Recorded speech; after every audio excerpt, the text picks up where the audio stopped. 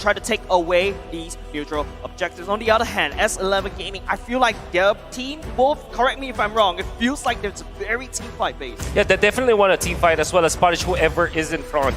Which, if you think about it, looking at the composition of S11, they want to utilize this Grok at the front lines, and then they kind of connected together, so they want to combo their Wild Charge into the real world manipulation, and this makes the Lilia pick so much more stronger. Also, they want to have a lot of laning presence. Lilia is one of the best laning mages out there. Martis is going to be one of the, I would say, faster junglers, if you think about it. And of course, the choke can make the early plays, which kind of tells me that RSG, SG, just like how they faced Occupy Thrones, they want to finish this fast. Yes, they want to finish this fast.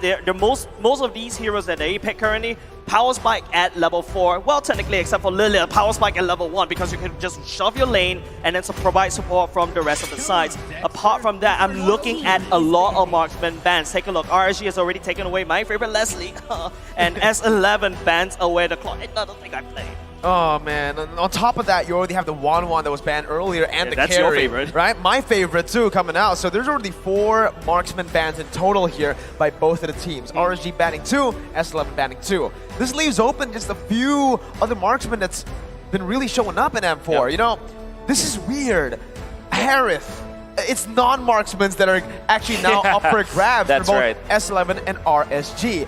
But from S11, it does feel like they have a little bit more to play with. Yeah. Meanwhile, Baby Cakes, I think if S11 goes for the Beatrix ban, we're going to really see Baby Cakes struggle in the gold lane. He banned out the Irithel, a pick that I was about to save for Kai that has worked for him. Well, it will definitely work for S11, but at the same time, RSG wants to take that as well. I'm really curious on what they will choose now. Maybe they will go back to the Harith, but that means that they will have an overload when it comes to the magic damage and maybe some true damage, but they will lack in physical.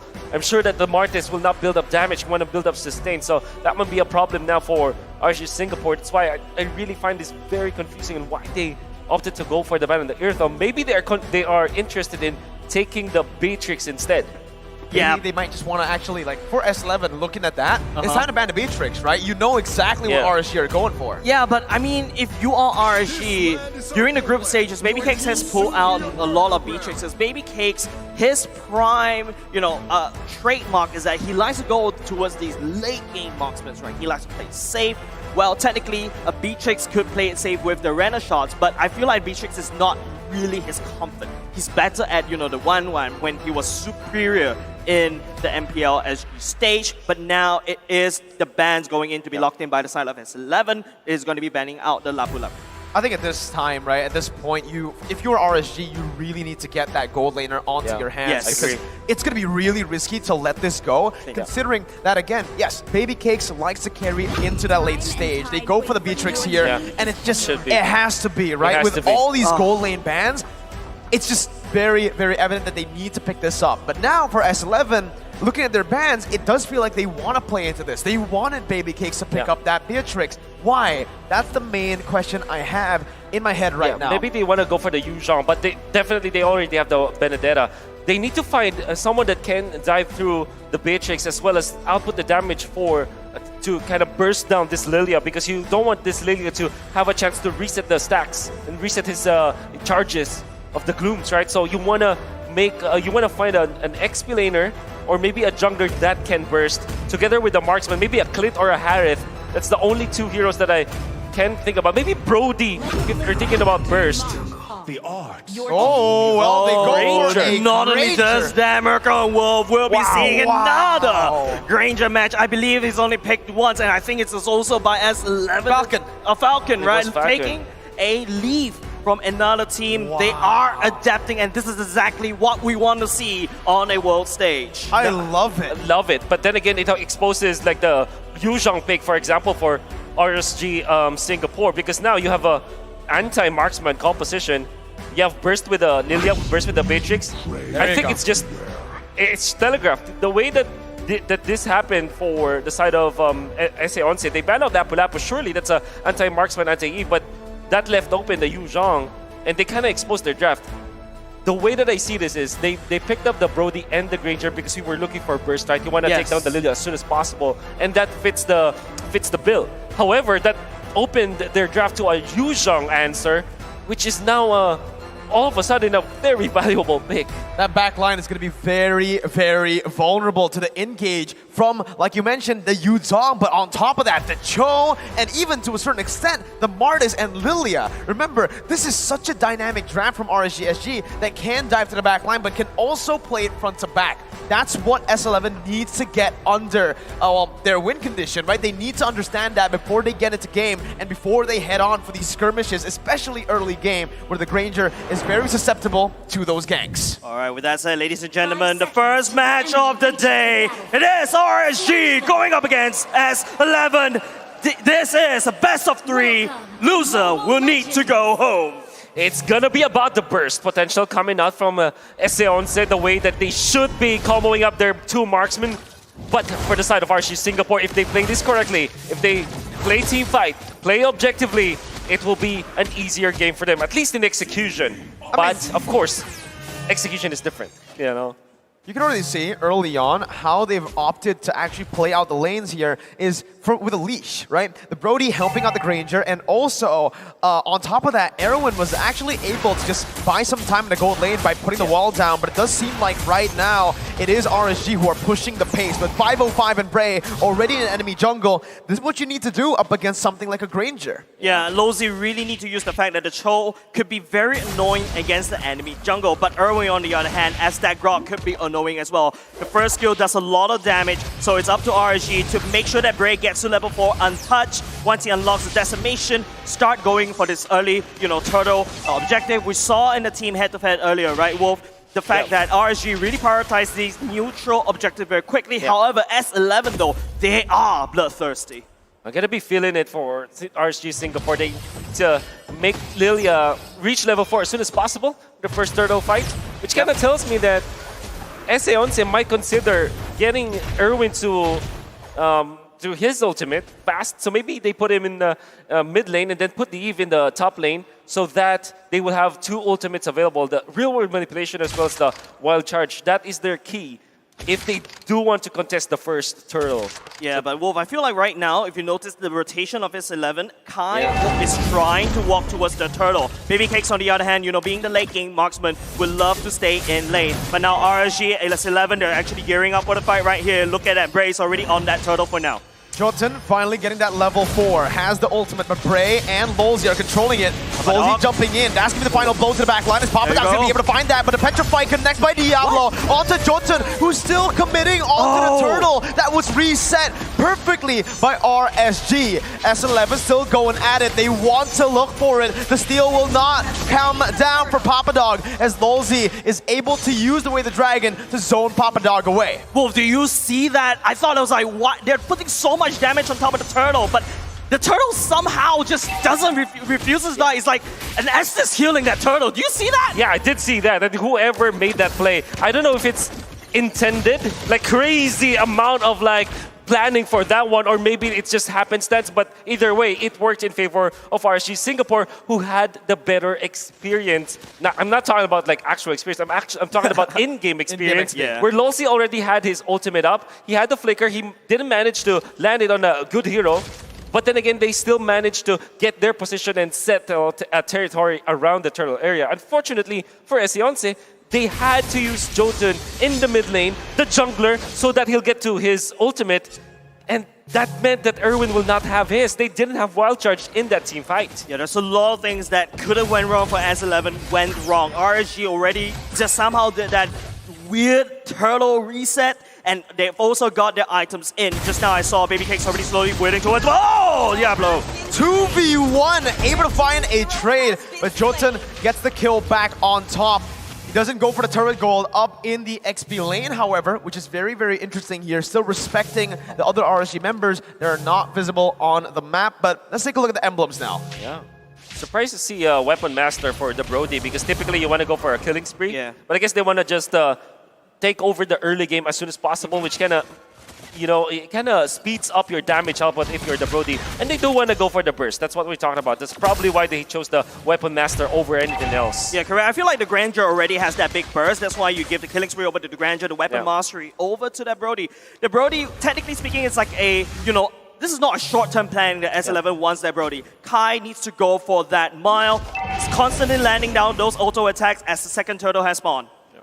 With the second turtle, it comes down again to that control. And in the mid lane so far, it has been RSG. But right now in the 4th minute, S11 have actually been able to clear the mid lane first. But you can see the adaptation from RSG. Amazing turtle reset towards their side. As now, the mini waves are going to be crashing again into the mid lane. Erwin still in the front, getting the wall down as Papa Dog jumps in, but is going to be cancelled out as that's going to be Chan who picks up the turtle. Bray going to be caught. That's a lot of damage. The turtle pop memory finishes him off as Lolzy tries to run away, but Kai is going to be able to take the damage down, to pick the double kill up, and to equalize and take the lead back for Argentina. S11 literally stabilized a very dire early game. Now RSG on the back foot right here. Look at how S11 is actually punishing Baby Cakes. Very one manipulation. Oh no, it doesn't connect on top of Baby Cakes.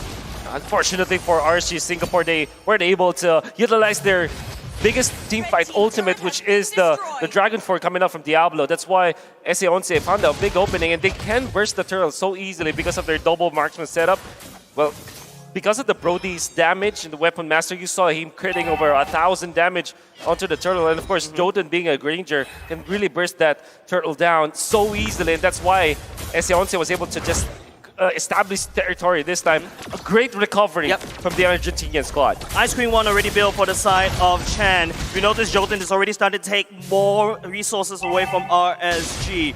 Bray has already completed Hunter Strike, so that could be a pulse spike. He needs to try to play around that. Unfortunately, S11, Jotun is a Granger. The early game aggression that S11, they're looking for the kills, they're looking for these small little objectives, and they're looking really good.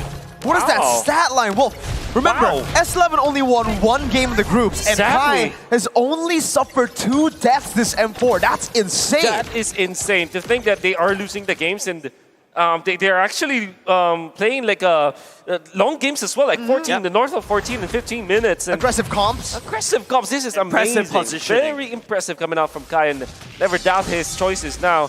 Brody is proving to be a good pick for S11. Yeah, but Chan, I think, going down this real world manipulation super early on, that big ultimate, big teamfight ultimate is going to go on cooldown, especially when the third turtle, the last turtle, that will spawn very quickly. RG, on the other hand, they're desperately trying to shove that way, but Chan using that real world manipulation, cleared it off, leaving Fire 5 with only a bit of HP left. Well, we'll see. Once again here with the mid lane control, S11 have the priority on the turtle. Lolzy trying to find an opening here as he pops the conceal, but it's going to be cancelled out. Lolzy going to be able to find the flicker, but it's going to be stunned up now. That's going to be the retribution by Bray. Jotun going to be caught. Has a death to Nana, but it's going to fall towards Diablo, who's able to dive into the back line. Bray with a decimation 2 finds another, and it's a 2-for-1. It's only the roamer falling for RSG, and they've taken a turtle. Good news over the side for RSG. Don't forget, they entered the team fight 4 versus 5. It is Fire 5 that need forced to go back and reset. However, because S11, they don't have the real world manipulation, opting to use it to clear the waves right off the bat. They don't have that big mega control. And don't forget, Lolzy coming in at a nice angle right there, Wolf. Going in, knock up 3, that is good enough. I definitely want to attribute that to the experience that RSG has outside of the game, because that was wonderful positioning from Lolzy. Uh-oh, 505 going to be caught here. Doesn't have the black shoes to get out. A good snipe by Baby Cakes, but Kai, again, going to be able to find that kill. Baby Cakes with 1 more hit. Kai's going to be punished, overstayed just a bit. And Baby Cakes, when you give it an inch, he takes a mile. That's Kai's 3rd death in this tournament. That's exactly what we want to see from Baby Cakes, right? Beatrix finally popping off. I'm really happy for him.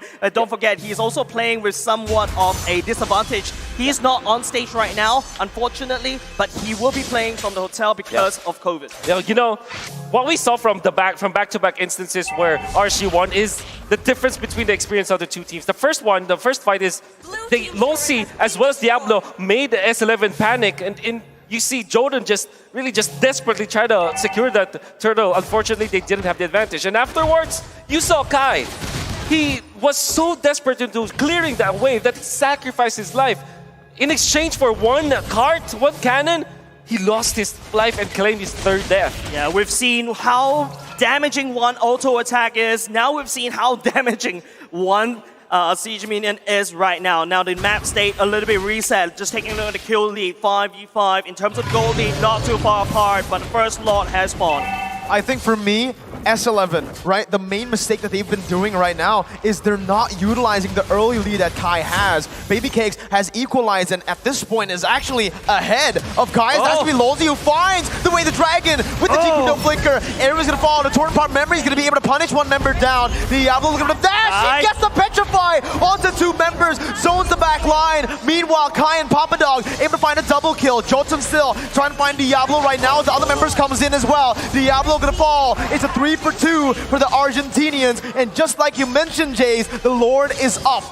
S11, this is the time for them to try to take the one Lord away. That is a neutral objective that they don't usually prioritize, and now they're learning, they're adapting. RSG, on the other hand, they fall a little bit too far. It is Diablo that overextended a little bit too far, and I have to admit, S11 using Kai and also Papa Dog to zone out the rest of RSG, that's insane, as S11 took this Lord uncontested. Yep. That is the skirmish that I call exchange of prisoners, wherein you kind of like, trade your explainers. The opposing explainers goes for your backlines and your explainer goes to the opposing backlines. Unfortunately for RSG Singapore, after the fact that the Dragon Form is over, you don't have that teamfight integrity anymore. Whereas if you're looking for the Benedetta, there's infinite amount of damage you can get. And S11 just won that skirmish because they have the better firepower or more sustainable firepower compared to RSG Singapore. Just now when the item was showing Kai's BOD, Legion, anything that has like it gives you attack damage, he's already have it. This Weapon Master, S11, Kai needs to be respected. Just take a look at how fast he's just dismantling RSG one by one in terms of these turrets. It's looking very bleak for RSG.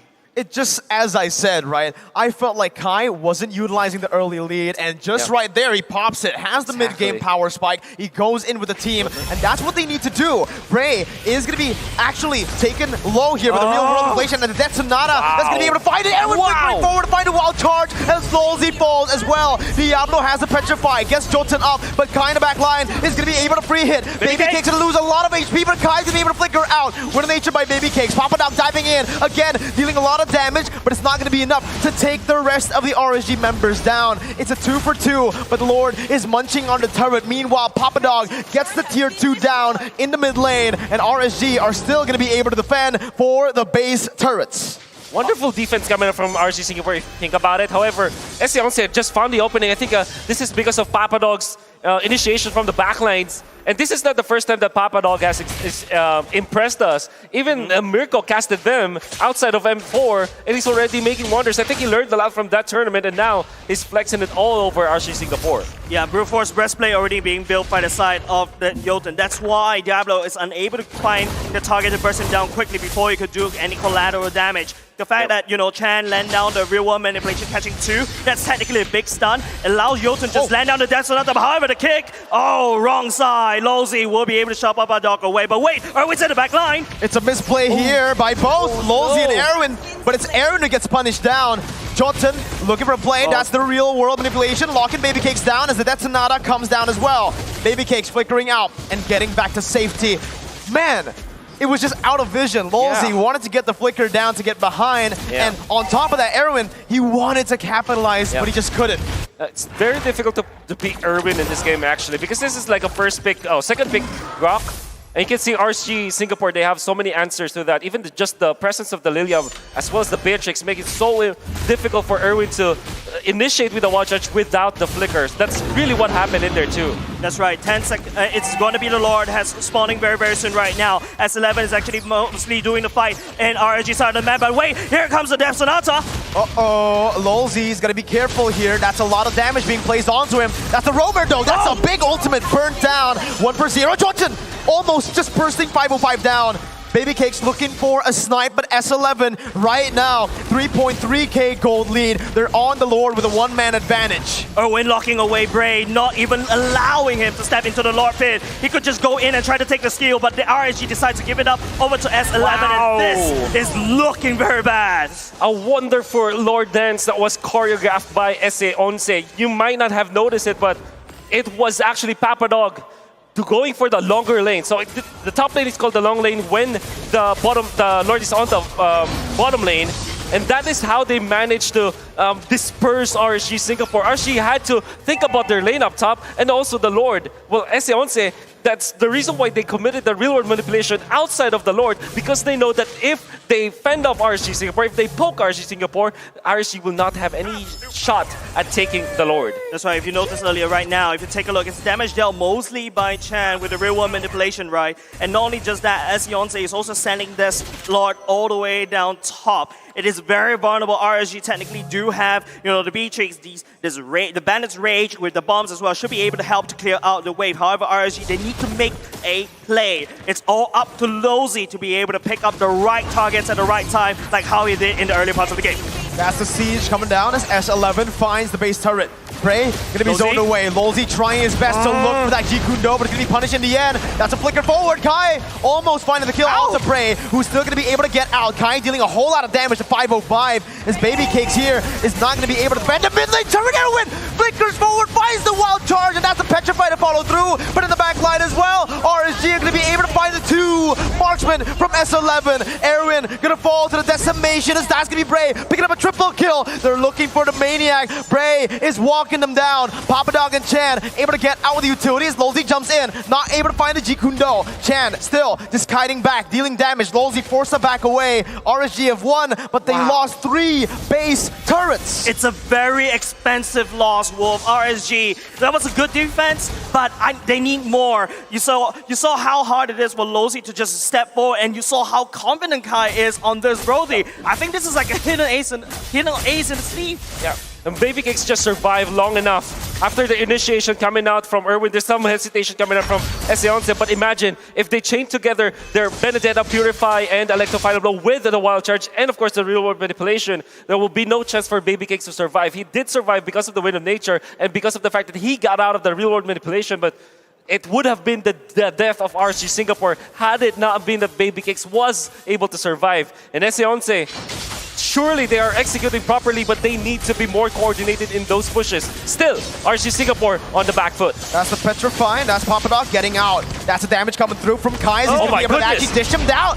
Both Baby Cakes and Lozy falls down. Diablo trying to find the saving grace here, but Kai's gonna be able to stun him up. No. The Petrify will not be able to save him. Diablo gets the immortality in time, but now in a 3v1, it is Chan who picks up a triple. 505 gonna be sandwiched here by both Jolton and Erwin. That's 505 still cutting away. Jolton gonna be caught low. 505 what is the world? And it's a Maniac for Chan. S11, the Argentinians are looking for the end. Chan, the real world manipulation is so crazy, and it just does Ray left, and they're gonna have to try to fight this. Torn apart memory by Kai to zone him away. S11 strike first in the lower brackets in a best of 3 up against the Singaporean champions. GG, well played over to S11, the Argentinian. Fans must be cheering, even though everyone was voting against them. They showed us, oh, we are wrong. What a great maneuver coming out from S11. It all started with Papa Dog just baiting them out, so they formed a circle. It's an outer circle versus inner circle thing, where the outer circle is S11. They invited the inner circle, which was RSG Singapore, inside their own territory, then took them out one by one. The phalanx of